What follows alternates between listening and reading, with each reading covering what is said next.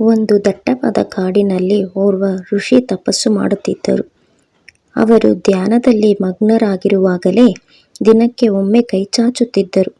ಆ ಸಂದರ್ಭದಲ್ಲಿ ಯಾರಾದರೂ ಬಂದು ಏನಾದರೂ ಹಾಕಿದರೆ ಅದುವೇ ಅವರ ಅಂದಿನ ಆಹಾರವಾಗಿರುತ್ತಿತ್ತು. ಇಲ್ಲವಾದರೆ ಏನೂ ಇಲ್ಲ. ಆ ಋಷಿಗೆ ಆಹಾರ ಕೊಡಲು ನಾ ಮುಂದು ತಾ ಮುಂದು ಎಂದು ಸುತ್ತಮುತ್ತಲ ಗ್ರಾಮದವರು ಸರತಿಯಲ್ಲಿ ನಿಲ್ಲುತ್ತಿದ್ದರು. ಕೆಲವರು ಹಣ್ಣು ಹಂಪಲು ಕೊಟ್ಟರೆ ಮತ್ತೆ ಕೆಲವರು ತಮಗೆ ತೋಚಿದ ಆಹಾರವನ್ನು ನೀಡುತ್ತಿದ್ದರು. ವಿಷಯವನ್ನು ತಿಳಿದ ಆ ಸ್ಥಳಕ್ಕೆ ಬಂದ ರಾಜ ಋಷಿಯನ್ನು ಪರೀಕ್ಷಿಸಬೇಕೆಂದುಕೊಂಡ. ಸರಿ, ಅಲ್ಲಿಯೇ ಬಿದ್ದಿದ್ದ ಸಗಣಿಯ ಉಂಡೆಯನ್ನು ಆ ಮುನಿಯ ಕೈಗೆ ನೀಡಿದ. ಆ ಋಷಿಗಳು ಹಿಂದೆ ಮುಂದೆ ನೋಡದೆ ಅದನ್ನೇ ತಿಂದುಬಿಟ್ಟರು. ಎಂದಿನಂತೆ ತಮ್ಮ ತಪಸ್ಸು ಮುಂದುವರಿಸಿದರು.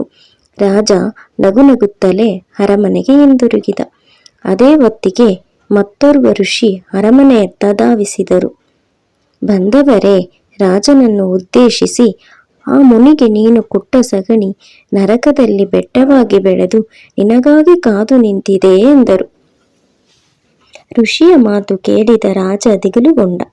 ದಾನ ಧರ್ಮವನ್ನು ಮಾಡಿಯಾದರೂ ತನ್ನ ಪಾಪವನ್ನು ಕಳೆದುಕೊಳ್ಳಬೇಕೆಂದು ಯೋಚಿಸಿದ. ಊರ ಹೊರಗೆ ಗುಡಿಸಲನ್ನು ಕಟ್ಟಿಕೊಂಡು ಅಲ್ಲಿಯೇ ವಾಸಿಸಲು ಪ್ರಾರಂಭಿಸಿದ. ತನ್ನ ಆಶ್ರಮಕ್ಕೆ ಬರುವವರಿಗೆ ಸಾಕಷ್ಟು ದಾನ ಮಾಡಿದ.